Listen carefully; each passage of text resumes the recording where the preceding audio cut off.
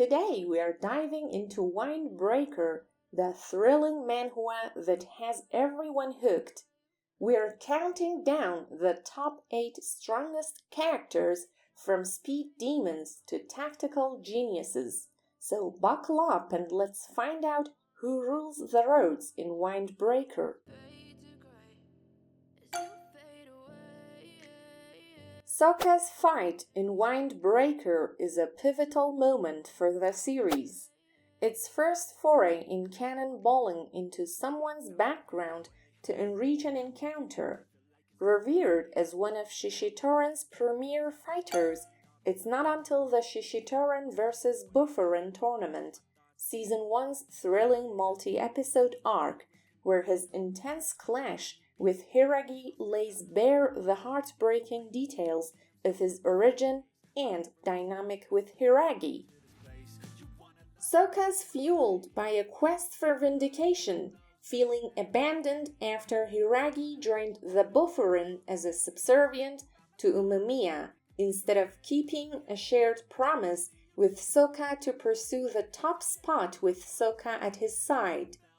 A long-lasting grudge between the two was born, paving the way for the emotionally driven fighting style Sooka displays. First seen dominating Hiiragi himself, one of Bufferin's high-ranking 4 heavenly kings, Sooka's strikes aren't a mere display of strength, but a physical embodiment of his feeling as though he was scorned. Soft-spoken and mysterious, Sugishita picks his punches both literally and figuratively. Driven primarily by unflinching loyalty to Umia, Sugishita's early portrayal in Windbreaker is a harbinger of the deep-seated loyalties to the Bufferin and its leadership that run as an undercurrent throughout the series and act as a North Star for its members. Between his initial encounter on the first day of school against Sakura and his one-hit knockout victory in the inaugural bout in the tournament versus the Shishitoran, Sugishita does plenty of tone and bar-setting in Windbreaker. His enigmatic nature seeps into his fighting style, carefully waiting for the right time to lash out.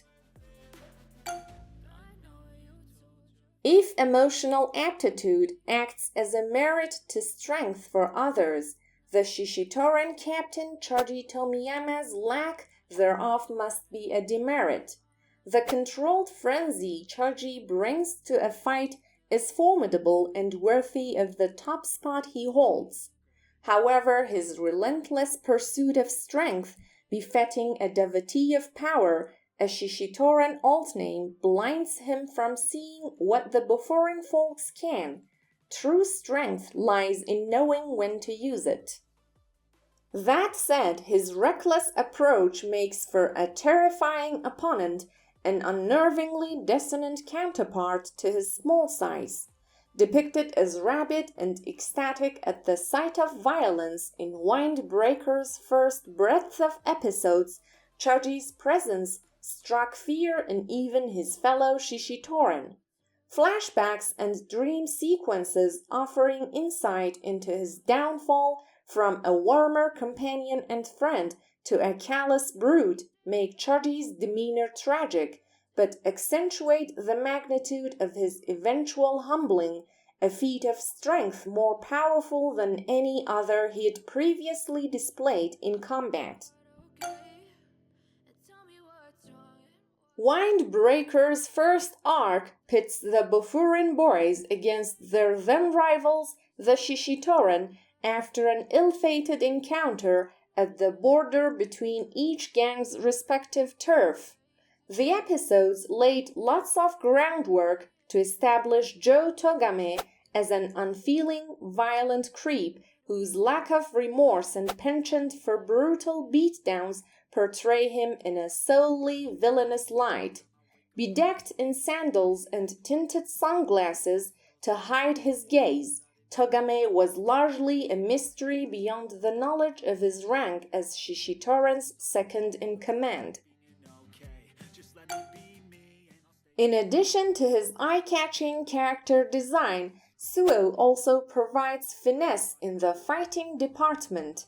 While plenty of bone-crunching blows are thrown in the Sakuga style through all of Windbreaker, Suo's gracefulness in combat provides a dazzling showcase for the show's meticulously crafted aesthetic. His flamboyant and playful energy is apparent in his fighting, with Suo often playfully lecturing opponents in between strikes, toying with them, depreciating their confidence while bolstering his own. The artistic detail and execution of his combat is a masterclass in motion, each flourish and feint executed with a dancer's delicacy. It's not just a fight, it's a performance, a testament to the seamless integration of power and personality. The fluidity of his actions, coupled with the intensity of his eye-patched gaze, mesmerizes both friend and foe alike. Umia is a puzzling figure, never failing to captivate Windbreaker audiences by consistently responding to violence with compassion. The subversive approach, of course, is incongruous with his role atop a gang of fighting delinquents, but absolutely crucial in establishing the team's morality. In the Bufurin vs. Shishitoran tournament's climax, Umemiya faces off against Choji in a leader versus leader prize fight. To everyone's surprise, Umeme opts to relent, letting Choji unleash all his rage on him. Even as Choji literally goes for his throat with an animalistic bite, Umemiya remains a pacifist. Despite his depiction as a gentle-natured young man, seen first tending to a garden and thereafter seen offering heartwarming advice at every turn, the pacifist approach is still a certifiable twist, one which proves to be a stroke of brilliance encapsulating the Windbreaker thesis. The strongest thing Umemiya could have done was let Choji exercise his rage, and in doing so he breaks the levee of his pain, spurring his redemption. Sakura isn't just a new shonen superstar. He is a thrilling showcase of impressive combat skills and inspiring emotional fortitude. Initially, Sakura's strength and combat skills are undeniable, as well as his sole motivator. His unwillingness to open up to others, however, although innocently informed by a life lived ostracized and made fun of, hold him back from realizing his true potential. When he finally immerses himself in the camaraderie of Bufurin, Sakura learns the value of teamwork and empathy, which enhances his already impressive fighting. His newfound emotional intelligence allows him to approach battles with a balanced and passionate mindset, the symbiosis of his physical strength and deep understanding amplifying his abilities.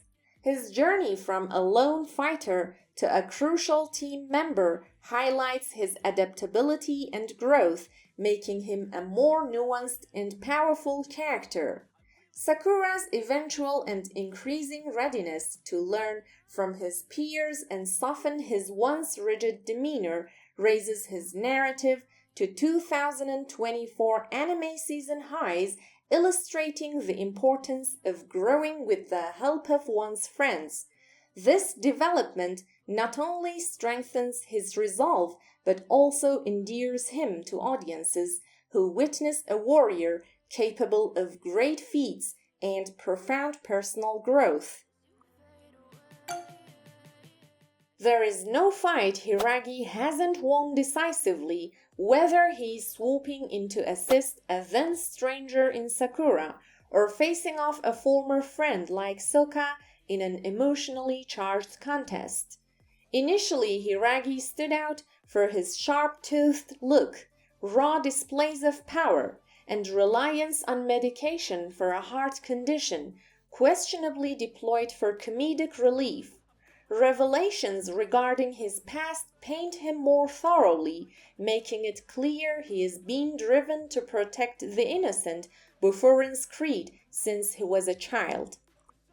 Hiiragi's combat prowess is unmatched, even by Bufurin's leader Umia, whose best attributes tend to be more psychological.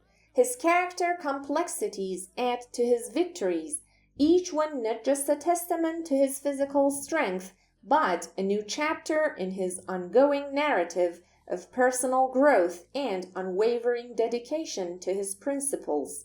Fans may wonder how Toma Hiiragi can rank ahead of the head Bufurin, but the counterintuitive nature of Hiiragi's rank compared to his abilities is what drives Sooka into madness and makes his character so fascinating.